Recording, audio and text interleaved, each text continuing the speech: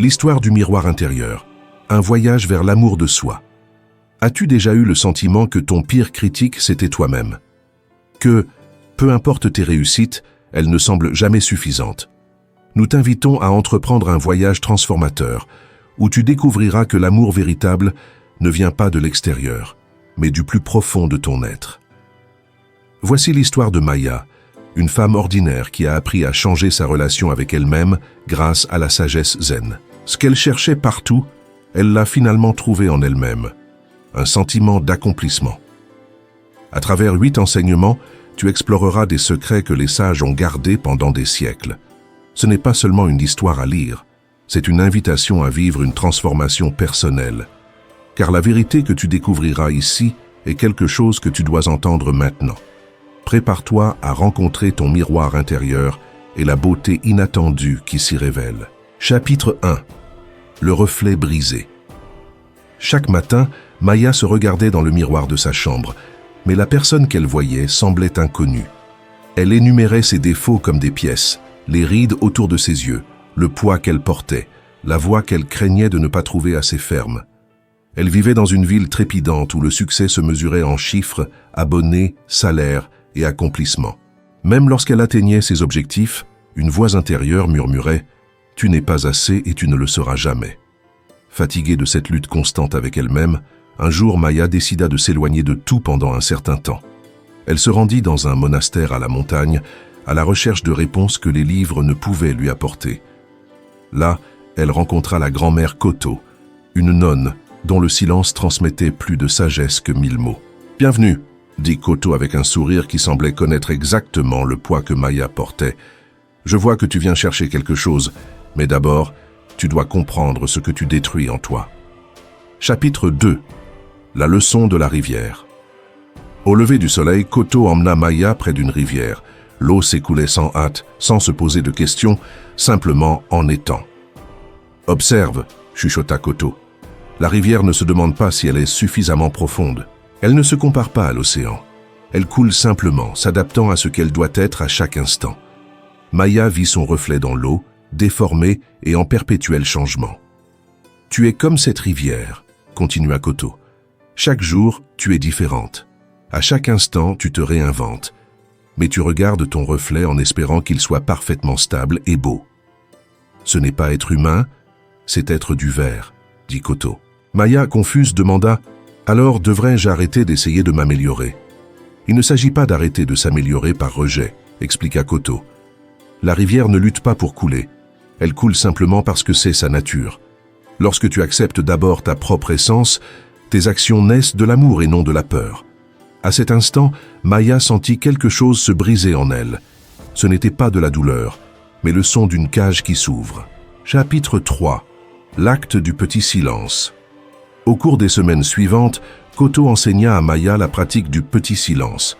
Chaque matin, elle s'asseyait sans juger ses pensées, les observant simplement comme des nuages traversant le ciel.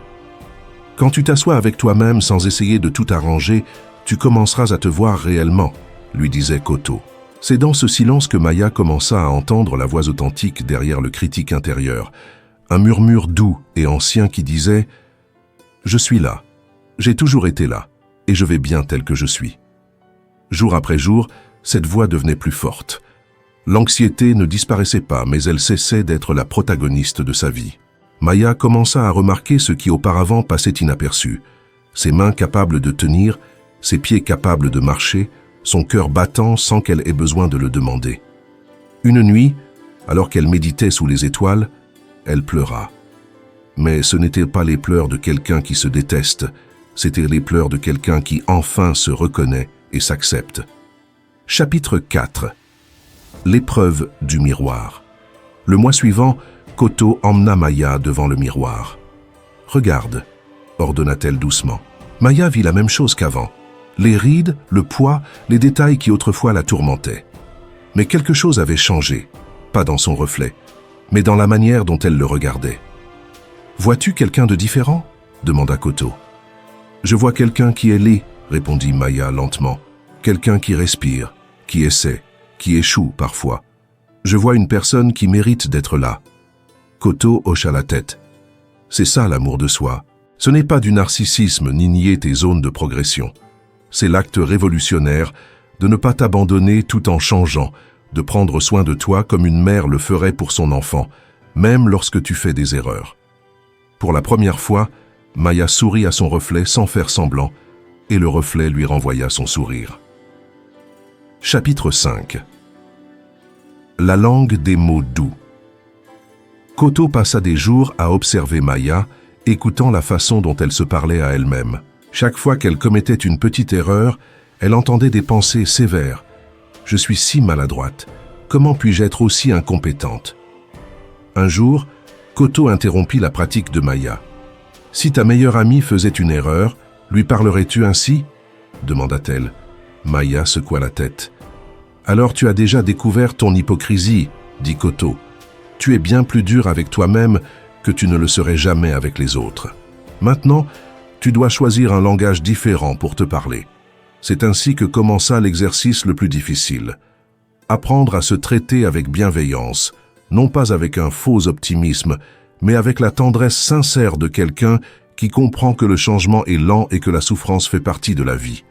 Chaque fois que Maya faiblissait, Koto la guidait pour se dire « C'est difficile, mais je suis là pour me soutenir pendant que je traverse cela. » Avec le temps, cette nouvelle voix devint sa compagne constante. Elle n'était plus seule contre elle-même. Elle était à ses côtés, s'accompagnant. Chapitre 6. Le feu de l'acceptation. Le moment arriva pour Maya d'affronter ce qui lui faisait le plus mal. Pendant la méditation, Koto lui demanda d'embrasser les parties d'elle-même qu'elle détestait le plus. « Je ne peux pas », protesta Maya. « Ça fait trop mal. »« Alors, ça fait mal », répondit Koto. « La douleur n'est pas ton ennemi. Ce qui fait mal, c'est de la rejeter. » Cette nuit-là, Maya pleura comme jamais auparavant. Elle pleura pour les années où elle s'était détestée, pour les opportunités qu'elle avait refusées, croyant ne rien mériter, pour l'enfant intérieur qui entendait constamment qu'elle n'était pas suffisante. Mais elle découvrit aussi autre chose.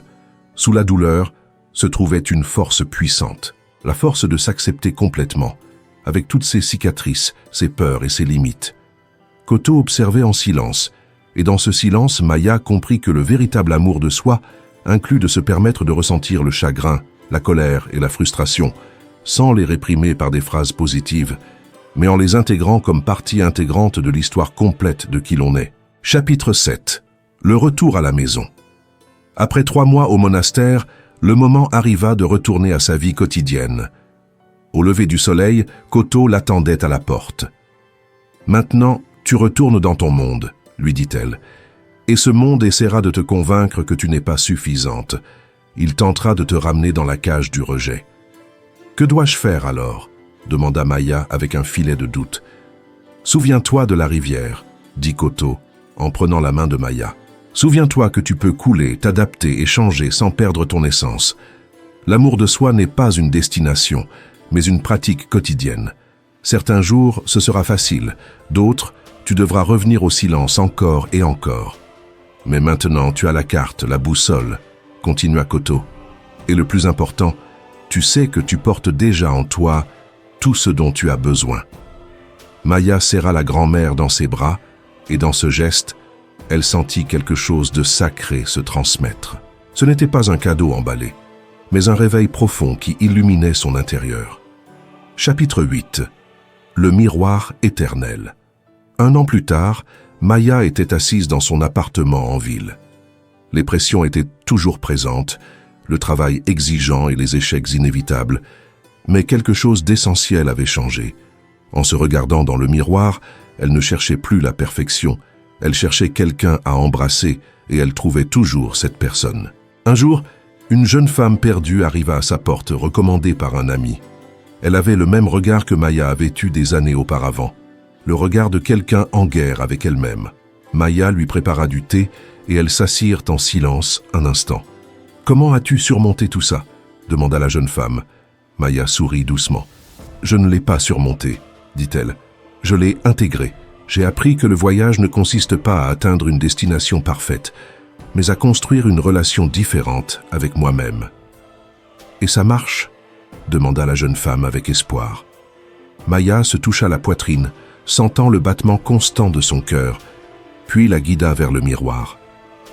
Regarde, dit-elle. Ce miroir n'est pas un juge. Il reflète seulement qui tu es en ce moment.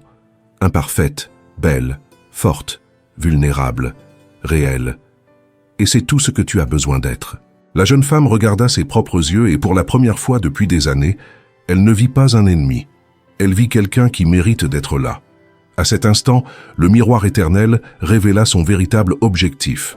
Ne pas montrer la perfection, mais la capacité à s'aimer soi-même tel que l'on est. Et cela suffisait.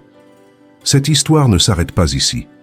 Chaque fois que tu te regardes dans le miroir et choisis la bienveillance plutôt que la critique, l'histoire continue. Elle se termine chaque soir où tu t'assois en silence et écoutes ton véritable soi. L'amour de soi n'est pas une vidéo que l'on regarde une seule fois, c'est une pratique que l'on vit au quotidien. Et le meilleur reflet dont tu auras jamais besoin est celui de qui tu es lorsque tu décides enfin de t'aimer. Bienvenue dans le miroir intérieur. Ton retour à la maison commence maintenant.